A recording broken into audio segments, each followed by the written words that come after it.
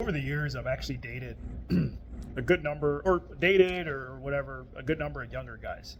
And one of the things I like about being the older guy is that I get to impart wisdom and knowledge onto that person. My ex, for example, I worked on his car one time, and that was actually what caused him to. He told me later that it was the day I worked on his car that he actually fell in love with me, when we were just kind of messing around and seeing each other somewhat often. Anyway, I was just reflecting on this, and one of the things I like when the relationship eventually does end, despite the fact that that sort of separation and becoming one again by myself, even though that's painful and that it hurts, and even though I was the one that wanted to go ahead and end the relationship, one of the things I like to do is I like to make sure that I leave a person way better than when I found them, and in whatever way that can be. One of the ways is that I want that relationship that they were in with me to be mostly a good memory for them, a good experience for them. I want them to be able to reflect in 10 years and say, like, oh, you know what? If I hadn't met Brian, then perhaps, I wouldn't have met my next person.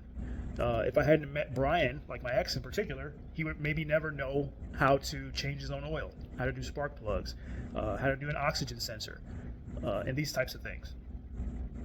Wisdom. I remember one time we were having a argument, or not an argument, but more like a discussion.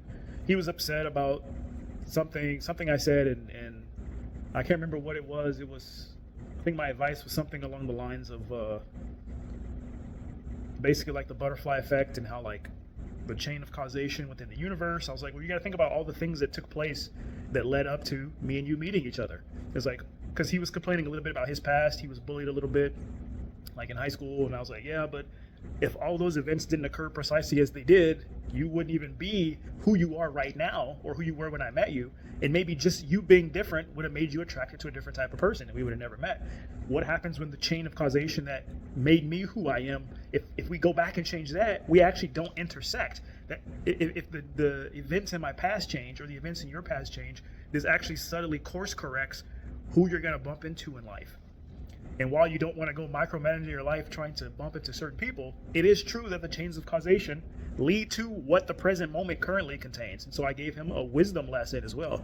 So hopefully it's mutual. I hope him and other people that I've dated in the past, including the girls and different friends that I've had, I hope everybody has had a positive impact having had met me.